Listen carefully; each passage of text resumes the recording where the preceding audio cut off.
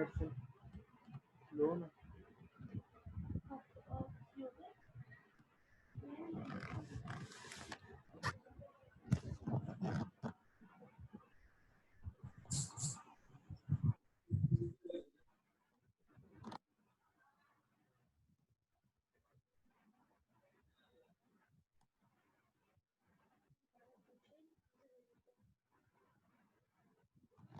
सोया हुआ था।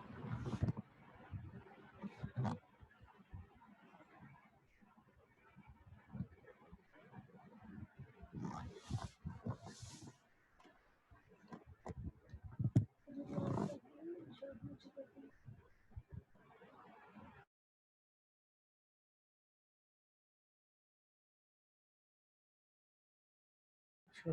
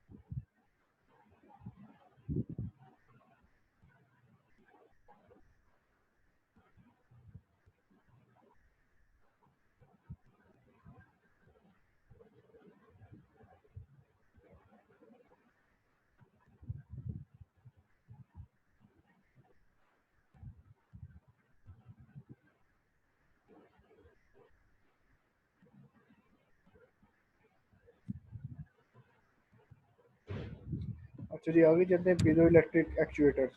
Piezo electric effect के बारे में शायद आपने सुना हो कि कुछ क्रिस्टल्स ऐसे होते हैं जिन पर हम जब स्ट्रेस डालते हैं तो वो इलेक्ट्रिकल पोटेंशियल देते हैं, साथ में वो डिफॉर्मेशन शो करते हैं, जिसकी वजह से वो कुछ इलेक्ट्रिसिटी भी प्रोड्यूस करते हैं और साथ में डिफॉर्मेशन देते हैं। तो इसी फिनोमेना को इस्तेमाल करते हुए पीजो इलेक्ट्रिक इफेक्ट जो है वो क्रिएट किया गया। सबसे पहले ये पेरी एंड जैकवर्स क्यूरी ने पीजो इलेक्ट्रिक इफेक्ट को डिस्कवर किया था 1880 के अंदर। बेसिकली क्या है कि ये ऐसा मटेरियल होता है जिसको हम अगर स्ट्रेस दें तो ये डिफॉर्मेशन शो करता है, और डिफॉर्मेशन शो करने के बाद इलेक्ट्रिकल पोटेंशियल जनरेट करता है। ठीक है। अब जो डिफॉर्मेशन है वो बेसिकली, वो जो डिफॉर्मेशन है वो डिस्टेंस के तौर पे हो सकती है। ठीक है। कुछ स्पेसिफिक मूवमेंट हो सकती है, तो उस मूवमेंट को हमने एक्चुएटर के तौर पे इस्तेमाल किया।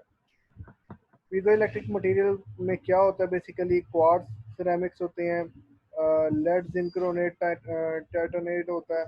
ठीक है, जिसे पीजीटी कहते हैं। अब इसका एडवांटेज बेसिकली क्या है, शॉर्ट रिस्पांस टाइम, बहुत जल्दी रिस्पांस देता है, and ability to create high forces. ठीक है। बहुत ज़्यादा हाई फोर्सेस जनरेट करने के लिए भी इस्तेमाल होता है। High efficiency and high mechanical durability. ठीक है, जल्दी टूटता नहीं है, इसकी एफिशिएंसी बहुत अच्छी है। स्ट्रेन, इसकी डिसएडवांटेजेस में हमारे पास इसकी स्ट्रेन कम है, कम स्ट्रेन देता है। अगर आप बहुत ज़्यादा स्ट्रेन जनरेट करेंगे शायद टूट जाए। ठीक है।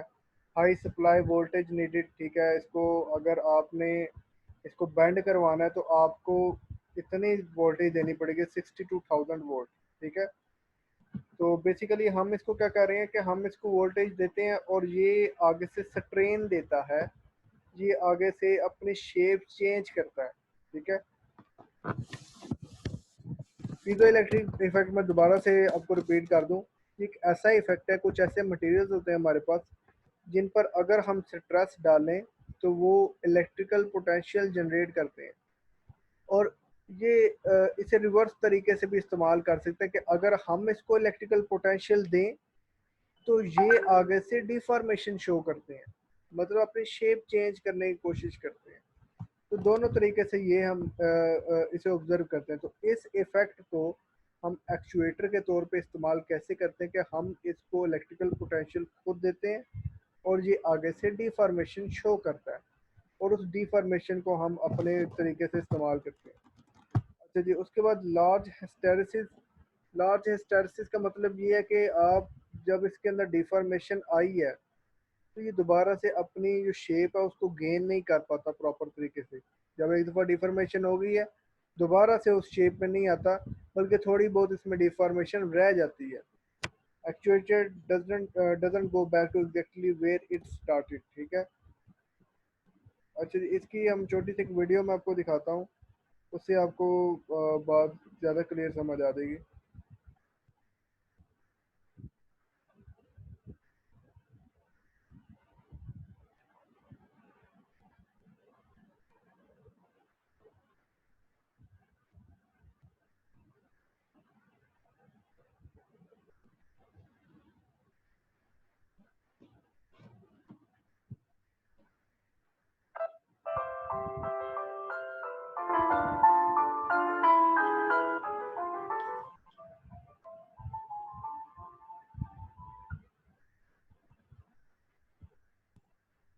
अब ये देखिए ये शेप चेंज कर रहा है, बेसिकली इसको हम कुछ पोटेंशियल प्रोवाइड करते हैं जिससे ये शेप चेंज करेगा।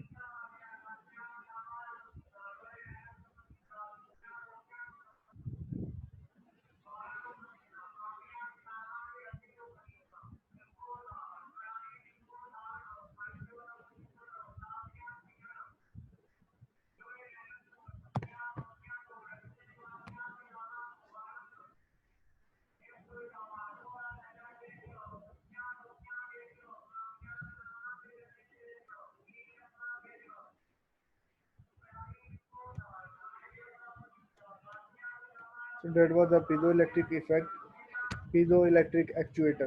ठीक है, piezoelectric एक्चुएटर एक ऐसा मटेरियल होता है जिसमें हम इलेक्ट्रिकल पोटेंशियल देते हैं और वो अपनी शेप चेंज करता है। अच्छा जी, मेन वाइल सारे चैट में बल्कि अभी ठहर जाए, ये सारा लेक्चर खत्म हो जाए उसके बाद हम अटेंडेंस लेते हैं। अच्छा, कॉन्फ़िगरेशन में इसकी क्या होता है कि इसमें क्या क्या चीज़ें इस्तेमाल होती हैं। A piece of ceramic crystal is coated with silver on both sides, दोनों तरफ से सिल्वर कोटिंग होती है इसकी। ग्लू टू ब्रास, निकल अलॉय और स्टेनलेस स्टील डिस्क। उसके बाद ब्रास के साथ इसको ग्लू किया जाता है। Commercial and industrial use, not subjected to environment. Brass के साथ तब कोटिंग की जाती है जब हमारे पास कमर्शियल इंडस्ट्रियल यूज होता है, लेकिन हमारा कोई इन्वायरमेंटल उस पर इफेक्ट ना हो, मतलब कि हमने उसे खुली फिजा में इस्तेमाल नहीं कर रहे बल्कि उसे इंडोर इस्तेमाल कर रहे हैं। उसके बाद अगर हमने इसको इन्वायरमेंट में इस्तेमाल करना है, मतलब कि आउटडोर इस्तेमाल करना है, तो हम इसके निकल अलॉय के साथ कोटिंग करते हैं। Use where it's subjected to environment. ठीक है, stainless steel uses where it's subjected to solvent corrosive chemicals under water. ठीक है, अगर हम इसे पानी के अंदर इस्तेमाल कर रहे हैं या कोई कोरोसिव केमिकल है जंग लगने वाला मटेरियल है या मेडिकल फील्ड में इस्तेमाल कर रहे हैं, तब हम इसे स्टेनलेस स्टील की कोटिंग करते हैं। अच्छा जी, और कौन कौन से एक्चुएटर्स होते हैं? देखें, एक्चुएटर हमने स्टार्ट में पढ़ा था, एक्चुएटर कोई भी ऐसी डिवाइस होती है जिसे हम पावर देते हैं और वो इन रिस्पॉन्स कोई ना कोई मोशन, कोई ना कोई सिग्नल, कोई ना कोई चीज़ जनरेट करती है। तो यहाँ पर हमारे पास कुछ और एक्चुएटर्स भी मौजूद है, जैसे हीटर्स। हीटर्स बेसिकली क्या करते हैं, जब हम उसको एनर्जी देते हैं तो वो हीट अप होते हैं, अपना टेम्परेचर बढ़ाते हैं। Used with the temperature sensor and the temperature controller to control the temperature in automated modeling equipment in the soldering operation। मतलब कि वो आपको क्या कर बताएगा, वो आपको सिग्नल से बताएगा कि आपका टेम्परेचर बढ़ गया या कम हो गया। इसकी बहुत एक अच्छी एग्जांपल हमारे पास मौजूद है इस्त्री में। इस्त्री के अंदर आप ऑब्जर्व करें कि वो जो लाइट होती है वो कभी जलती है कभी बंद होती है। वो बेसिकली उसके अंदर ये इंस्ट्रूमेंट लगा होता है कि वो बता रहा होता है कि अब टेम्परेचर हमारा अचीव हो गया, तो ये लाइट ऑफ हो गई है, ठीक है, इस्त्री आपकी बंद होगी। जैसे इस्त्री ठंडा होना स्टार्ट होगी, वो दोबारा से कनेक्ट हो जाएगा हीटर। अच्छा जी, उसके बाद लाइट्स, जिसमें LED, LCD, gas plasma display, CRT, ये सारे के सारे बेसिकली हमारे पास इंडिकेटर्स हैं कि हम इनको पावर देते हैं और ये हमें एक फीडबैक देते हैं।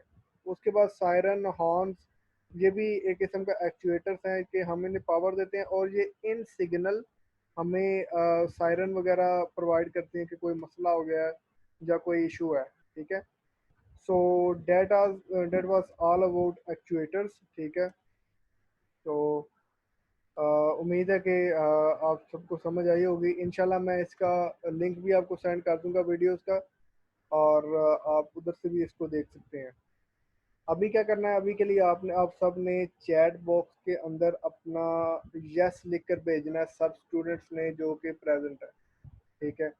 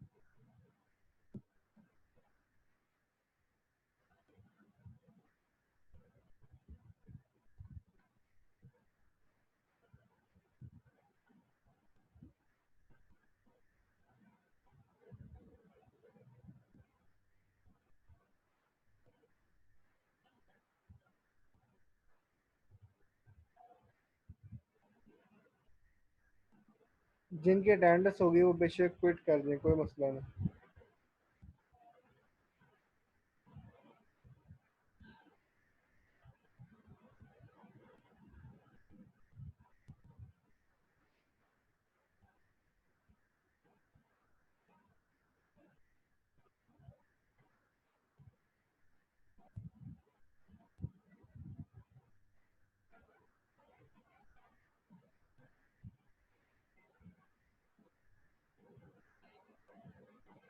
मैं इंशाल्लाह प्रैक्टिस क्विज करवा दूंगा आपको।